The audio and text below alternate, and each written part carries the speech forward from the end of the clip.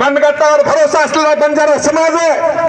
मी challenge करतो आदिवासी बांधवाला किंवा कोणी असेल ते आमच्या 5 बंजारा भाई भगिनी बरोबर आणि 5 बंजारा माझ्या भावाबरोबर ऊसाच्या ट्रक भरत असताना त्या बैलगाड्यावरची 50 ते 60 किलोची मोडी उचलावी आणि ट्रक भरून दाखवावं, तेव्हा आम्ही मान्य करू आमच्या भावंडाला तुम्ही खरी आदिवासी आहोत।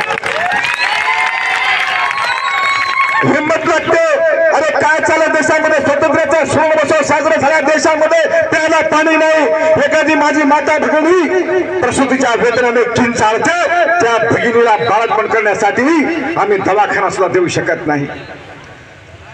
5 हातावर काम करणारी माझी भगिनी एका फडकामध्ये 2 महिन्याची होली बाळंतीण असलेली माझी भगिनी पोटाला बाळ बांधते आणि ऊस तोडते। कधी त्या बाळाचं जीव गुदमरेल, कधी गुदमरून जाईल ते बघत नाही, त्याला दूध पाजत नाही। ही काय सरकार काय नियोजन केलं आमच्यासाठी?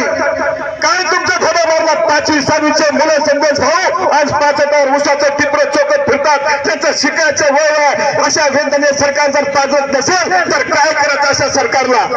आता आम्ही जागे झालो। जागा झालेला समाज झोपत नाही।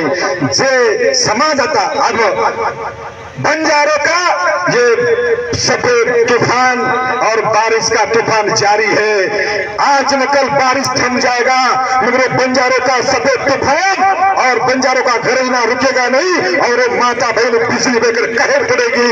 बासी नहीं खाता और हम खरगोश को भी बोलते हैं, जा तेरी जान बचाना तो भाग ले, हम बैठे खिंचा देंगे।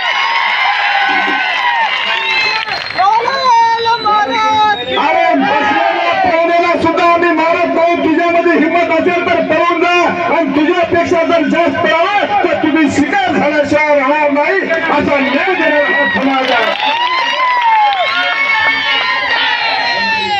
बंजारा समाज फाशी नाही खाता। तुमच्या ताटात आम्हाला बसायचं नाही, तुमचा उष्ट आम्हाला खायचं नाही। कितीदा म्हणायचं ट्रक भरून पुरा तुमच्याकडे। अरे हा समाज फक्त आमच्या वाटतेच बघतो। आम्ही आदिवासी होतो, आहे, राहणार। अजून सुद्धा कितीतरी लोकसेवेच्या परीक्षा होतात, मराठी शासनाचे पुस्तक आहेत, त्याच्यामध्ये आदिवासीचं पूर्ण निकष जर कोणतं समाज पूर्ण करत असेल तर तो बंजारा समाज करतोय। आणखीन काय पाहिजे तुम्हाला?